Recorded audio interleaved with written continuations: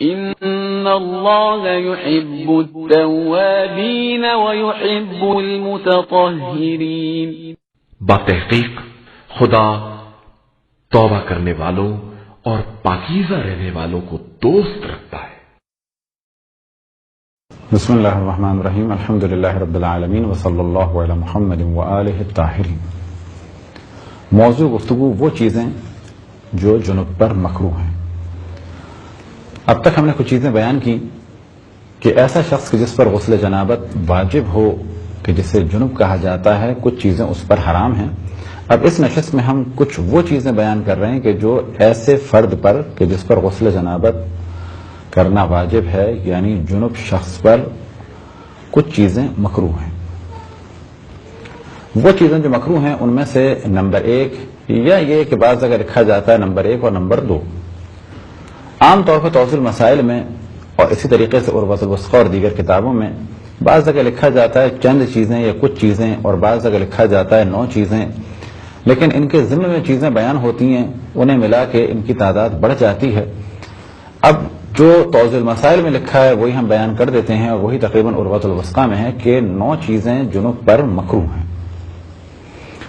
اب پھر ذہن توجہ دلائیں کہ واجب وہ عمل ہے کہ جسے انجام دینا ہے، مستحب وہ عمل ہے کہ اگر انجام دیا جائے تو بہتر ہے، لیکن اگر انجام نہ دیا جائے تو گناہ نہیں ہے. حرام وہ عمل ہے کہ اسے انجام نہیں دینا ہے، اور مکروہ وہ عمل ہے کہ اگر انجام نہ دیا جائے تو بہتر ہے، لیکن اگر انجام دے دیں تو کوئی حرج نہیں ہے. تو اس نشست میں ہم بیان کر رہے ہیں ان چیزوں کو کہ جو جنب پر مکروہ ہیں، یعنی اگر انہیں انجام نہ دے تو بہتر ہے، لیکن اگر انجام دے تو اس نے گناہ نہیں کیا. نہ انجام دینا بہتر ہے. وہ پہلی چیز کہ جس کو انجام نہ دیا جائے اور اس کام کو نہ کیا جائے، ان میں سے نمبر 1 کھانا اور پینا، اور نمبر 2 سونا. بس اگر کسی پر غسل جنابت انجام دینا باقی ہے یا بالفاظ دیگر وہ جنب ہے تو مکروہ ہے کہ وہ کچھ کھائے اور پیے اس جنابت کے عالم میں. لیکن اگر وہ ہاتھ دھو لے اور خصوصاً اگر وضو کر لے تو کراہت کم ہو جائے گی.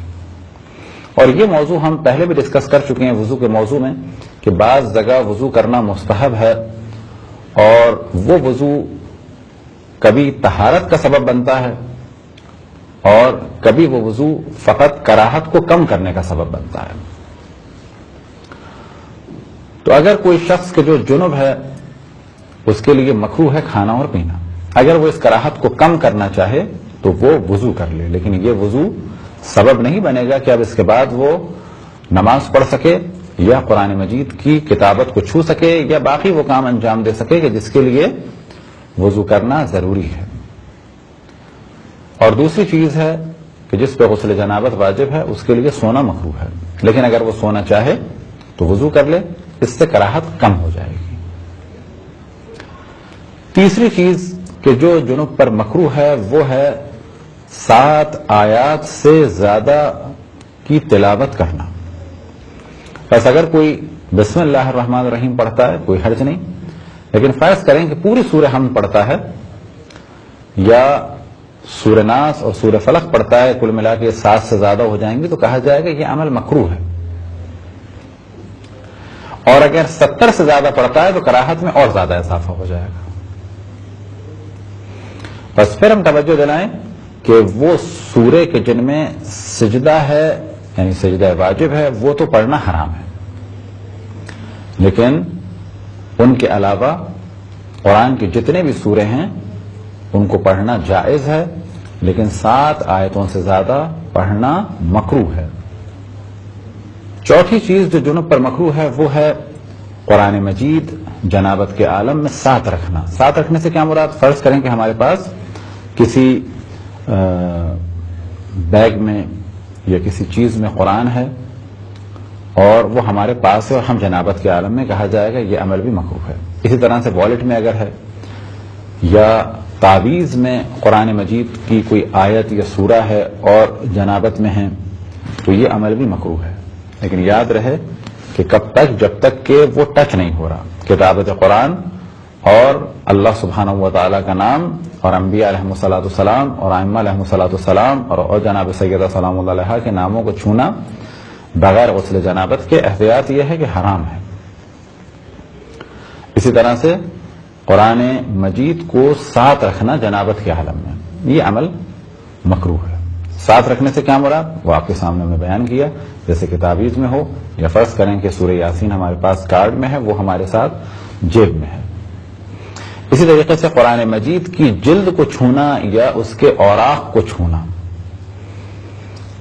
خود کتابت کو چھونا حرام ہے، لیکن جلد یا اوراق کو چھونا حرام نہیں ہے، لیکن بغیر وضو کے بھی چھونا مکروہ ہے۔ اسی طریقے سے بغیر غسل کے بھی چھونا مکروہ ہے، اور خصوصاً بغیر غسل کے چھونا بہت زیادہ کراہت ہے۔ ایک ایسا عمل ہے کہ حد الامکان اس سے بچنا چاہیے۔ اسی طریقے سے جو بعض کتابوں میں الگ بیان ہوا تعلیق قرآن، یعنی قرآن گلے میں ٹنگا ہوا ہو یا کسی جگہ بندھا ہوا ہو، کہ جو پہلے ہم نے گفتگو میں بیان کر دیا، یہ عمل بھی مکروہ ہے۔ چھٹی چیز جو مکروہ ہے کہ جس شخص پر غسل جنابت واجب ہے وہ یہ کہ وہ جنابت کے عالم میں اگر ہے تو خضاب لگائے یا اسی طریقے سے مہندی لگائے۔ ساتویں چیز جو جنوب پر مکروہ ہے وہ یہ کہ وہ اپنے جسم پر یا جسم کے کسی حصے پر تیل ملے۔ آٹھویں چیز جو مکروہ ہے جنوب پر وہ ہے ازدواجی تعلق کو برقرار کرنا، یعنی کسی پر پہلے جنابت ہو چکی ہے، اب وہ دوبارہ ازدواجی تعلق کو برقرار کرے تو کہا جائے گا کہ بہتر ہے کہ پہلے وضو کیا جائے اور اس کے بعد اس کام کو انجام دیا جائے۔